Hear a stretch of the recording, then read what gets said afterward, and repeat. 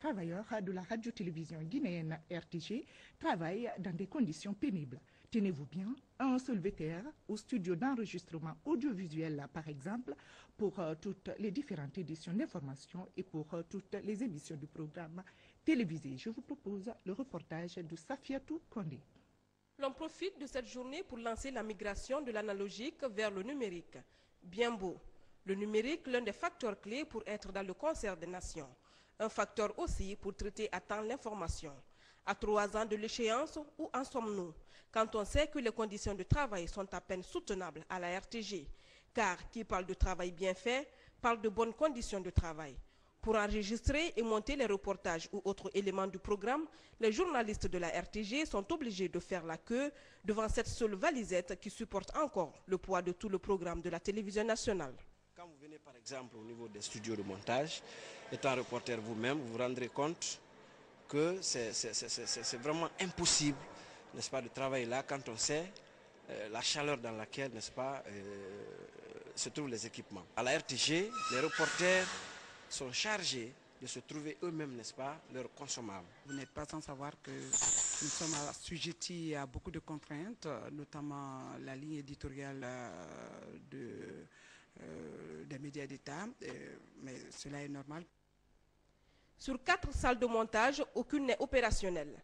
C'est grâce à cette valisette vieille de 10 ans que la télévision nationale fonctionne encore. En outre, les journalistes travaillent dans une chaleur insoutenable. La climatisation centrale de la maison a lâché. Il faut donc se servir des éventails. Les mêmes problèmes sont visibles au niveau de la section caméra. Au jour d'aujourd'hui, je suis en insuffisance de caméras. Imaginez-vous un service comme le service extérieur, caméra, qui est la porte d'entrée de la maison, pour un personnel au moins d'environ 50, on n'a même pas une dizaine de caméras fonctionnelles. Au moment où l'utilisation des nouvelles technologies de l'information et de la communication devient indispensable dans la vie de l'homme, la RTG, elle, reste jusque-là dans les vieilles pratiques de l'analogie. C'est dire que des efforts restent encore à fournir pour qu'elle se trouve une place dans le sillage des médias modernes dont le rôle principal est de former, d'informer et de sensibiliser à temps réel. Il est temps pour les autorités du pays de porter un regard particulier sur cette maison pour répondre aux besoins de ce médium avant le chaos, quand on sait que la RTG est la vitrine de la République à travers le monde. Marie Tolno est une artisane guinéenne qui fait de la transformation et de la conservation des produits locaux sa principale activité commerciale. Elle contribue ainsi à l'écoulement de nos différents fruits locaux et à l'épanouissement de la femme guinéenne. C'est un portrait de Séni Lama. Il y a de cela 1 an qu'elle recevait une formation en conservation et transformation des produits locaux. Depuis, elle en fait son activité principale. Aujourd'hui, Marie Tolno est sollicitée pour son expertise. Plusieurs jeunes de sa localité s'intéressent aux recettes qu'elle utilise pour la conservation et la transformation des produits locaux. Marie Tolno partage son savoir-faire. Je fais de la confiture, du jus d'orange, de gingembre. Je fais aussi de la conservation du haricot, de la tomate et du taro. Cette présente formation est initiée par le réseau des femmes du fleuve Mano pour la paix. Ici, Marie Tolno apprend aux participants la fabrication des jus à base de fruits locaux tels l'orange et le gingembre. Une démonstration à laquelle participent les apprenants. Souvent, on n'aime que manger le riz. Voyez? Et il y a d'autres nourritures que nous devrons conserver pour les utiliser dans des moments comme ça. Mais si on n'a pas la maîtrise de savoir comment les transformer, comment les conserver, donc on ne peut pas. Donc désormais, je pourrais faire ça. Il y a au niveau local ici des choses que nous pouvons utiliser, non seulement pour varier l'alimentation, mais surtout pour nous procurer de l'argent en tant que jeunes. Cette femme est la seule des 15 qui avait été formée à mettre en pratique son savoir. Les commandes ne cessent de pleuvoir de la part des particuliers comme des organisations. Une véritable source de revenus pour Marie Tolno. J'arrive à subvenir à mes besoins aujourd'hui grâce à cette activité. Ces apprenants comptent bien suivre son exemple pour valoriser nos produits locaux, que plusieurs paysans ont du mal à conserver en dehors des saisons de production, ce qui pourrait constituer pour ces jeunes une activité génératrice de revenus. On vous le disait également dans les titres, à quelques jours des examens de fin d'année scolaire, les candidats soucieux sont à pied d'œuvre dans les préparatifs pour mieux affronter les différentes épreuves. Notre reporter Maladou Diakité est allé à la rencontre de certains candidats sur leur lieu de révision. Suivez. Bientôt les examens nationaux. À Conakry, les candidats se préparent. La nuit tombée, les places publiques éclairées sont prises d'assaut par les élèves, faute d'électricité dans les quartiers. Pour certains, l'aéroport est le lieu idéal. Nous venons chaque fois réviser ici, des fois même passer la nuit. Pour un élève soucieux, nous sommes obligés de venir ici apprendre. Ici, ils sont tous candidats aux différents examens nationaux, certificats d'études primaires, brevets et baccalauréat. Plusieurs d'entre eux habitent à des dizaines de kilomètres.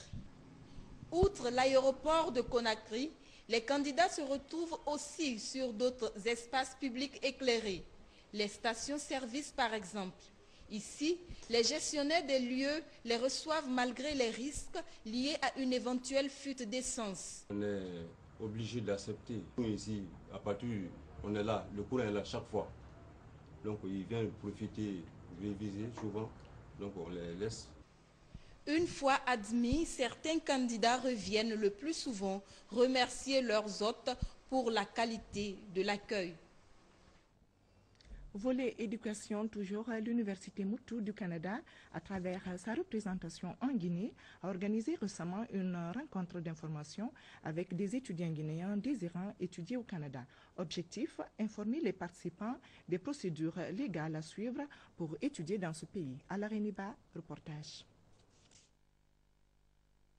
Depuis un certain moment, des personnes ou groupes de personnes de mauvaise foi se livrent à des pratiques pour soi-disant aider les jeunes bacheliers ou étudiants à aller en Europe ou aux États-Unis afin de poursuivre leurs études.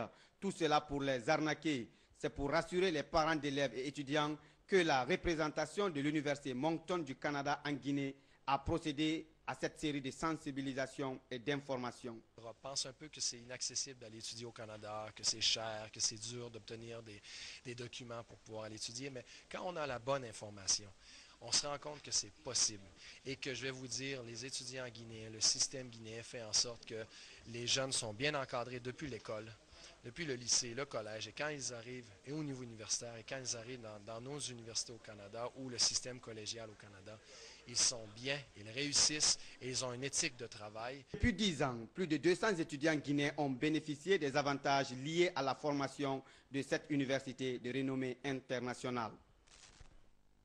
Environnement, le fleuve Djoliba au Niger va bientôt tarir si rien n'est fait. Aujourd'hui, ce grand fleuve d'alors ne remplit plus son lit.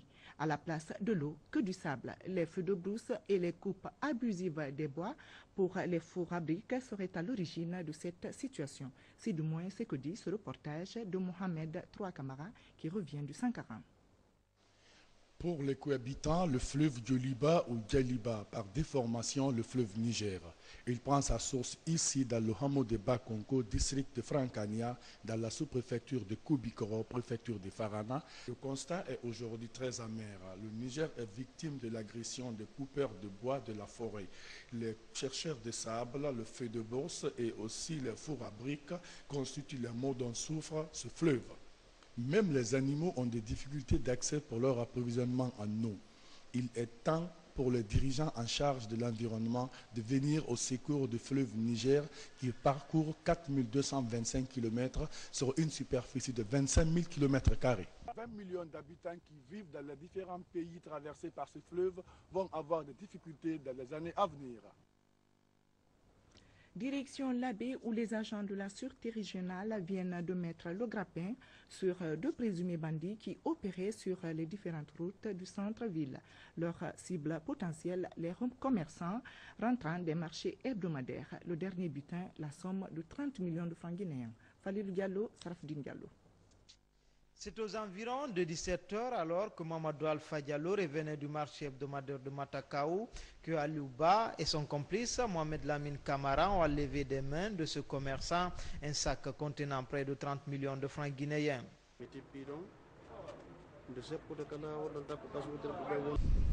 J'étais sur le point de traverser pour prendre un taxi moto. C'est en ce moment que les deux sont venus derrière moi et ont arraché le sac.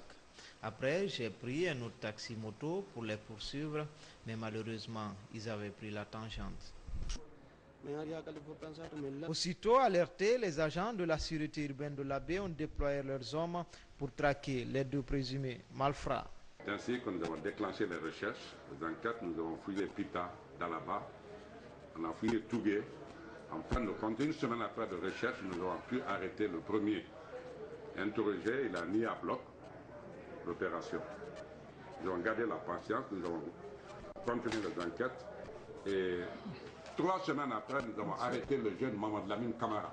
Il a reconnu les faits, il nous a expliqué comment l'opération a été montée. C'est ainsi qu'on les a arrêtés et vont répondre devant la loi. Malgré les efforts fournis par les forces de défense et de sécurité, les populations de la baie sont toujours victimes de braquages de motos, de vols à main armée et plusieurs cas d'assassinat. Culture avec le double album de l'artiste Sekouba Bambino sur le marché du disque guinéen. La dédicace a été faite samedi dernier devant la presse nationale. Ce double album baptisé Innovation et Diatigia vient avec de nouvelles tendances musicales de l'ambassadeur de la musique guinéenne. Notre reporter Francis Collier était de la partie suivie. L'ambassadeur de la musique guinéenne, Sekouba Bambino Diabaté, devant la presse nationale pour parler de son dernier double album après 20 ans de carrière musicale. L'album Innovation qui va sortir et Diatigia est dans le cadre de 20 ans de carrière musique. C'est vrai que j'ai pris dans l'innovation, j'ai repris mes anciens titres qui ont de 20 ans, qui ont fait beaucoup de succès, qui ont fait vraiment, qui m'ont accompagné dans les 20 ans. Donc ce sont des morceaux que j'ai repris, ce pas des morceaux nouveaux, il n'y a qu'un seul nouveau qui est là-dedans, qui s'appelle Sinotena. Ça c'est un titre vraiment que j'ai donné pour faire plaisir à mes fans. Baptisé Innovation et Diatigia, ces deux albums sont produits par Silat Productions et distribués à Conakry par Team Production. Des albums de portée internationale avec de nouvelles tendances musicales.